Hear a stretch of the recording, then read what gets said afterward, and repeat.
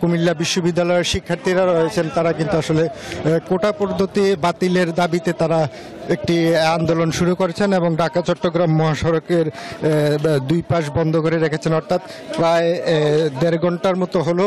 এই 1.5 ঘন্টার মধ্যে কিন্তু আসলে যে ঢাকা চট্টগ্রাম মহাসড়কের দুই ধারে অন্তত পক্ষে 15 কিলোমিটার যানজটের সৃষ্টি হয়েছে। ফলে কিন্তু আসলে যারা এই মহাসড়ক দিয়ে যাতায়াত করেন, অর্থাৎ যাত্রী সাধারণ কিংবা যে পণ্যবাহী পরিবহন, সেগুলো কিন্তু আটকে আছে এবং একটা চরম ভোগান্তির মধ্যে কিন্তু আসলে সাধারণ মানুষ পড়েছেন। অর্থাৎ দুই পাশের কোনো দিকেই কোনো ধরনের যাত্রীবাহী বাস কিংবা কোনো ধরনের যানবাহন কিন্তু আসলে চলাচল বন্ধ রয়েছে। সেক্ষেত্রে এখানে কিন্তু আসলে আইন শৃঙ্খলা বাহিনীর যারা সদস্য রয়েছেন তারাও রয়েছেন এবং শিক্ষার্থীরা তারা আন্দোলন করছেন যে কোটা পদ্ধতি বাতিলের।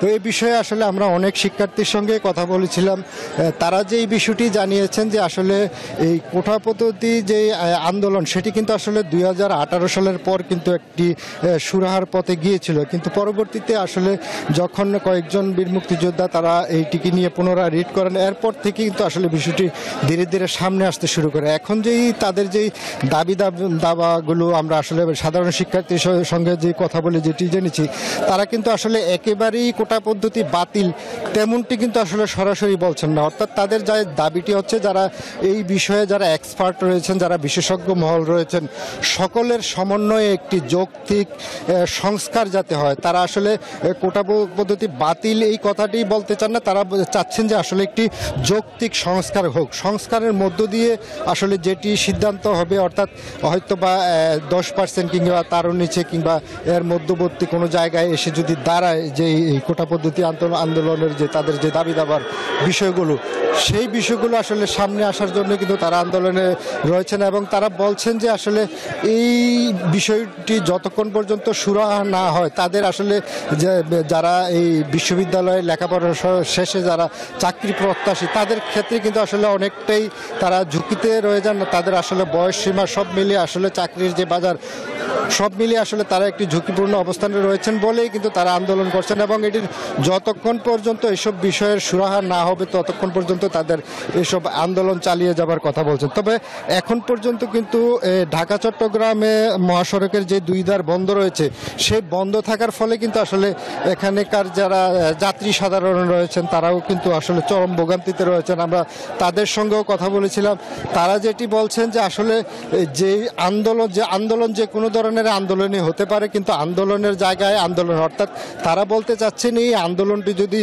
কুমিল্লা বিশ্ববিদ্যালয়ের এই ক্যাম্পাসেরই আশেপাশে হতো তাহলে হয়তো এই যে ঢাকা চট্টগ্রাম মহাসড়ক সেটি একটি বাংলাদেশের একটি লাইফলাইন খ্যাত মহাসড়ক, সেই মহাসড়ক আটকে এই ধরনের আসলে আন্দোলন কতটা যুক্তিযুক্ত এই বিষয় নিয়ে কিন্তু তারা আসলে হতাশা প্রকাশ করছেন। তারা বলছেন যে আন্দোলন হবে, সংগ্রাম হবে, সব কিছুই হবে, তবে যার যার জায়গায় থেকে যার যার নির্ধারিত জায়গায়, কিন্তু সাধারণ মানুষকে দুর্ভোগে ফেলে আন্দোলন হবে সেটি কিন্তু আসলে যারা সাধারণ মানুষ রয়েছেন তারা কিন্তু আসলে মেনে নিতে পারছেন না এবং শিক্ষার্থীরাও বলছেন যে তাদেরও আসলে কোনো ধরনের উপায় ছিল না, তারা আসলে নিরুপায় হয়ে কিন্তু আসলে আজকে রাস্তায় নামতে বাধ্য হয়েছে। তো এখানে কিন্তু আইন শৃঙ্খলা বাহিনীর সদস্যরা রয়েছেন, তারা আসলে পরিস্থিতি পর্যবেক্ষণ করছেন, হয়তো বা কোনো ধরনের সিদ্ধান্ত আসার অপেক্ষায় রয়েছেন। তারা সেই সিদ্ধান্তটি আসলেই হয়তো শিক্ষার্থীদের সঙ্গে তাদের যে আলাপ আলোচনার কাজটুকু তারা চালিয়ে যাবেন এবং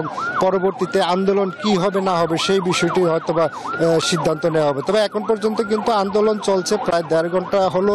ঢাকা চট্টগ্রাম মহাসড়কের যে চট্টগ্রাম অভিমুখী সড়ক এবং ঢাকা অভিমুখী সড়ক সেই দুটি কিন্তু আসলে বন্ধ রয়েছেন। তবে ইতিমধ্যে 2-1টি অ্যাম্বুলেন্স আসলে ছাড়ছেন তারা, তবে সব যানবাহন আটকে থাকার কারণে কিন্তু আসলে এখানে অনেক ধরনের প্রবাসী যাত্রীরা রয়েছেন, তাছাড়া মানুষের যারা রুগী তারাও কিন্তু বিভিন্ন জায়গায় আসলে আটকে আছেন। অর্থাৎ কোনো দিকেই যে সরে যাওয়ার মতন যানবাহন নিয়ে সামনে পিছিয়ে যাওয়ার মতো কিন্তু কোনো জায়গা নাই, ফলে এক জায়গাতেই কিন্তু আসলে 1.5 ঘন্টার মতো এই পরিবহনগুলো দাঁড়িয়ে আছে এবং সাধারণ মানুষ কিন্তু একটি ভোগান্তির মধ্য দিয়ে আছে। তবে এই আন্দোলন আসলে কখন নাগাদ শেষ হবে, কতক্ষণ পর্যন্ত চলবে, এসব বিষয়গুলো কিন্তু আসলে এখনো আমরা জানতে পারিনি। আন্দোলন চলছে, হয়তোবা যারা প্রশাসনের ঊর্ধ্বতন মহল রয়েছেন তারাও আসছেন, তারা রয়েছেন অনেকেই এখানে, তারা হয়তো যারা শিক্ষার্থীদের প্রতিনিধি রয়েছেন